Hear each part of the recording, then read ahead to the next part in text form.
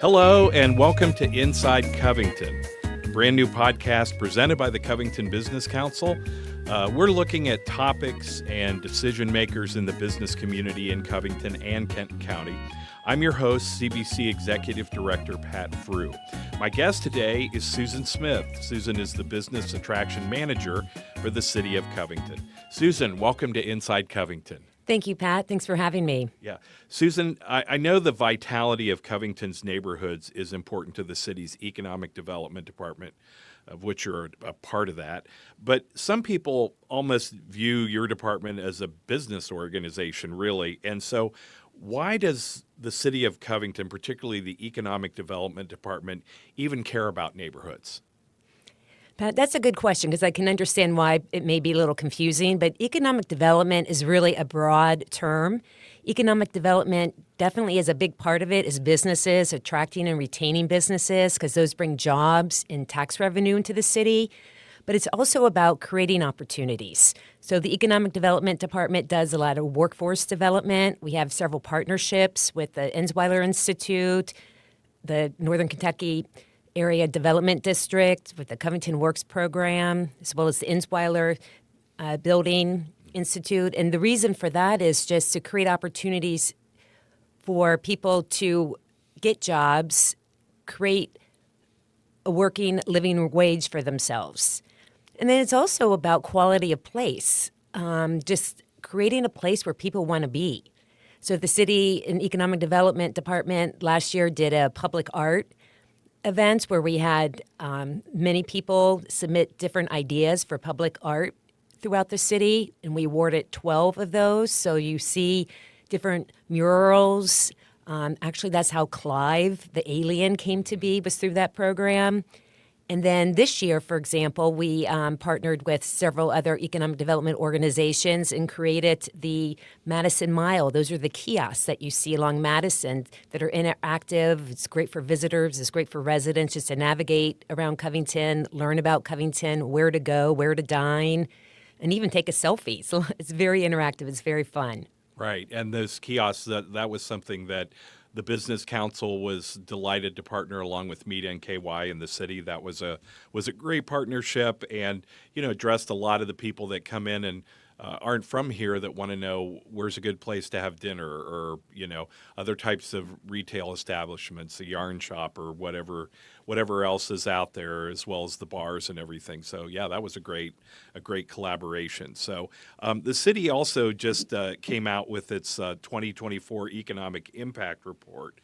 So this is quite an expansive document. So I know there's a lot that you can cover there, Susan. So tell us what some of the findings were in that report. Sure. Yes, this is a report. This is our fifth time doing it. So each year we do track some of the momentum. And that's one thing that I really discovered in putting this report together is that the momentum builds on momentum, which is really cool for Covington. It's really changed, actually. And one of the highlights of the report is the recognition we received by Money Magazine as being one of the top 50 cities to live in throughout the United States. And this is huge because it wasn't more than 20 years ago, in 1983, Covington was recognized as one of the most blighted cities in the United States. So to go from that to where we are now in just 20 years is amazing and speaks to the leadership of Covington during that time and some of the bold decisions that were made to shift the momentum in Covington to momentum that's forward moving. Right.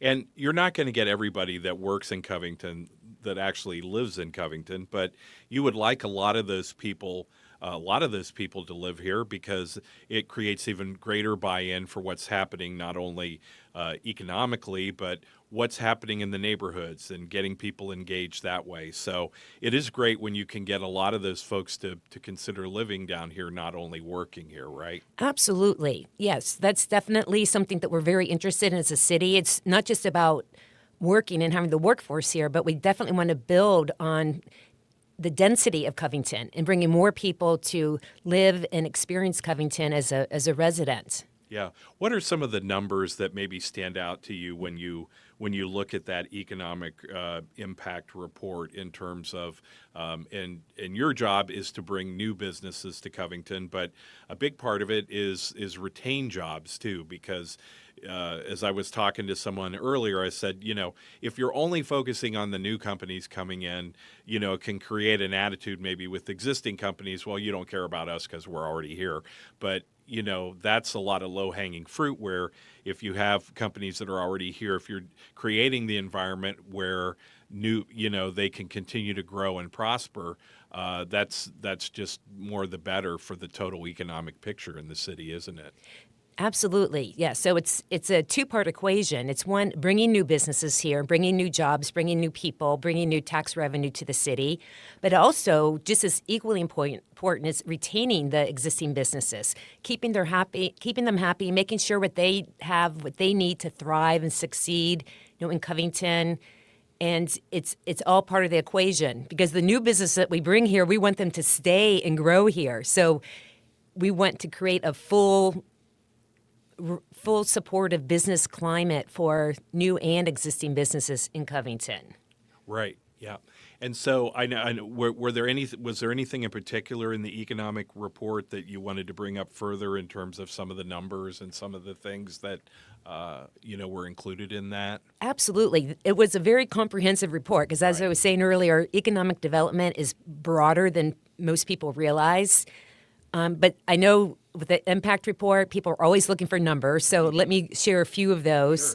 So in 2024, there were 514 jobs. And that's new jobs and retained jobs. So when I say retained jobs, that means people that were thinking of leaving, but for some reason they decided to stay. So those jobs were retained or they expanded. And then new jobs, of course, is new businesses from outside Covington coming into Covington. So 514, we're really proud of that number.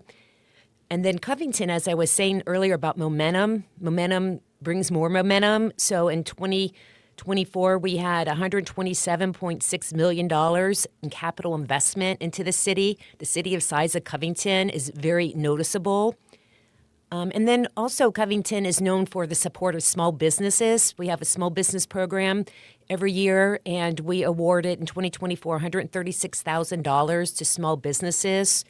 And that's comprised of 3 different programs. The rent subsidy, which helps a new business get started. They don't have to worry about their operational expenses as much. It's more about getting traction in that first year of operation. So again, they can grow and sustain their business. We have a facade incentive, and that's geared towards property owners who their property just needs a little TLC from the front facing of it. So the city naturally has an interest in that because we want to make Covington and keep Covington, a beautiful place to live. So we incent property owners for their improving their front facade. And then a third one, which is a relatively new one, is our historic sign incentive, which is really helping to create and bring back that old vibrancy to a city. So we have some of those that are already in existence, and so we want to encourage businesses and property owners to bring those signs that they have already on their building back to life. Or if they don't have one, they can actually get a historical sign and have it redone so it's electric, it lights up at night, it is promoting their business, and it brings life to the city. It actually helps, we found too, from business owners say it brings more customers in because it's a very welcoming, attractive feature on the outside of a business. Yeah, and when we talk about historic, one of the things about Covington that is highly attractive is the historic nature of their buildings, and I think anything you can do to protect that, to enhance that, to create a more welcoming environment so people want to walk into your business is something that is just easily understood and something you need to definitely promote. Mm-hmm. Yeah, and that's one thing that makes Covington so unique is all the historic buildings. It's just a beautiful city and has a large stock of historic buildings that we're lucky and fortunate to still have to this day. Yeah. Susan, one other thing I wanted to go back onto, and that's in terms of the way that you reach out to existing businesses and new businesses. one of the things I've noticed since Tom West has been the economic development director is there's been a bigger emphasis on customer service and listening to the businesses and things like that too, which I think is really important. Talk about that and your experience with that, and we'll get into this a little more later in terms of how that's helped in success stories. But it's been a really important part of your whole approach as an economic development department, hasn't it been? Right. Yeah. We want to be a city that's known to be easy to work for. We don't want people to feel intimidated by approaching the city or working with the city. We're friendly. We want you to come to Covington. And so when I do talk to a new business, I mean, really the first step is understanding what that business is about and understanding what they need, what they're looking for, what kind of space are they looking for. And that's one thing that's unique with Covington. We have lots of variety of commercial spaces, from corporate spaces that you can find in River Center 1 and 2 to, like, we have a lot of creative spaces because, as we were referencing earlier, all the historic stock in Covington really creates one-of-a-kind, unique spaces, and we find a lot of creative agencies really enjoy those spaces. We do have some smaller industrial spaces, which is a little unique for an urban area, but we do have some of those because there's all kinds of businesses that have all kinds of different needs. And then, of course, we have the retail shops and the restaurants, kind of that street level space that really adds to the vibrancy and is what helps bring businesses in. Yeah. Some people might not realize, too, I mean, even though Covington in city proper, more the downtown area, we're limited kind of in bigger industrial buildings, but Covington stretches out even beyond I-275 out there. Some of those businesses are Covington businesses. So some people are surprised at the geography of Covington. It's not just along Madison Avenue or even Latonia. It goes even further south than that in terms of all the businesses that are under your purview. So that's so true. And Covington is, starts at the riverfront, the Ohio River bank, and then goes, like you said, down through 275. So Tom West describes it shaped like a seahorse. Yeah. So it's kind of long and narrow and has some interesting shapes and sizes to it, but it's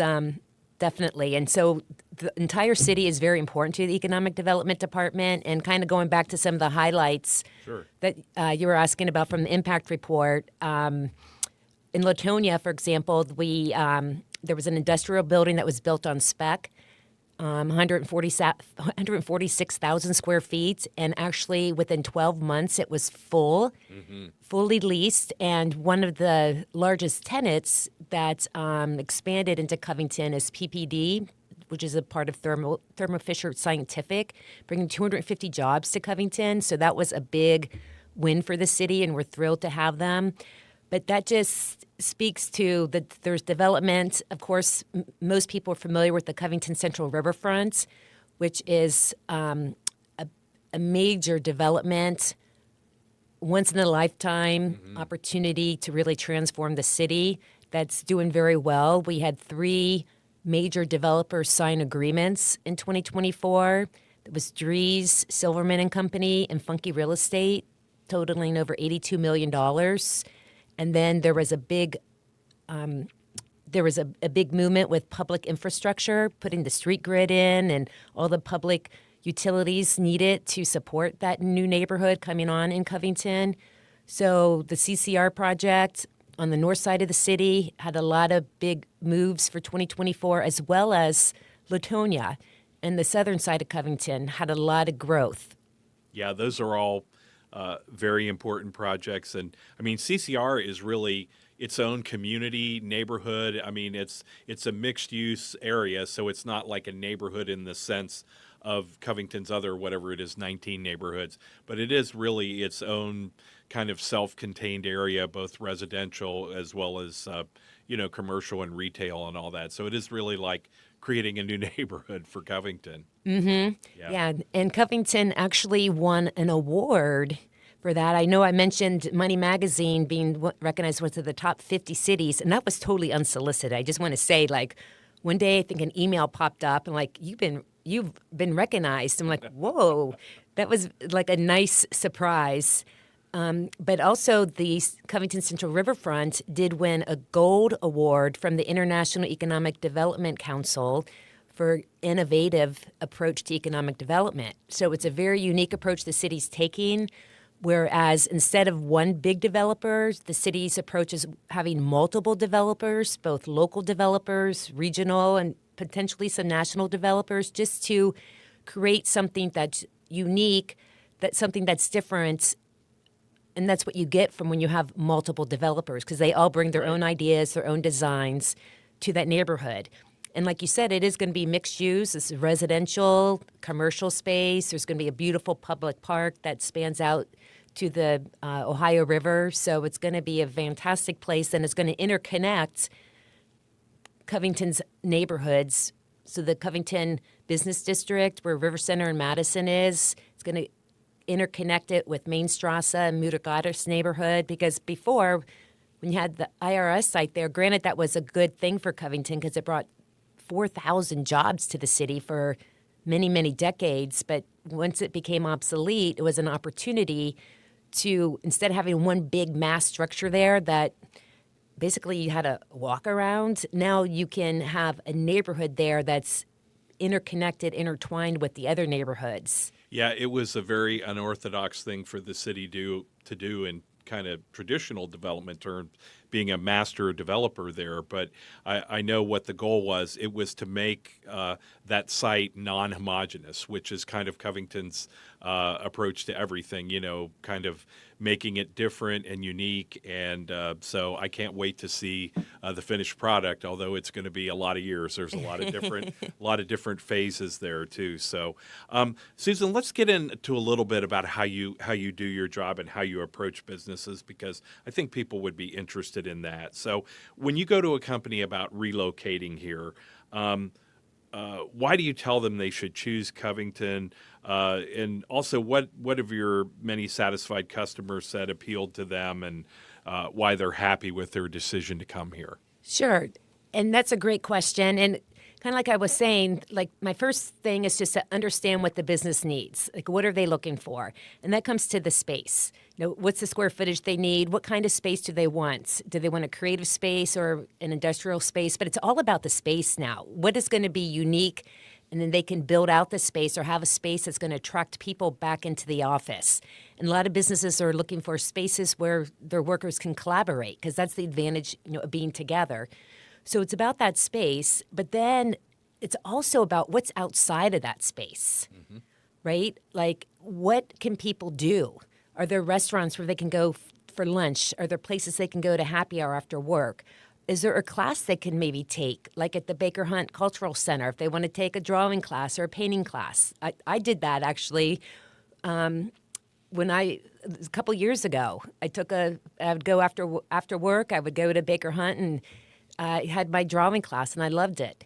Or do people want to go to Devou Park? Covington's kind of a unique location because you got the river to the north, the Licking River to the east. You have Devou Park, which is another huge asset to the west. Do they want to go mountain biking? They want to go hiking. They want to go to an outdoor concert there. So it's about the physical space and the building, but it's also about what's around that and what's unique. And so that Covington really has done a fantastic job and kind of creating this vibe that's very attractive to businesses, because they want to attract their talent, because that's, the currency that I hear now, talent is the new currency. It's what's important and makes a business more competitive and keeps the business moving forward.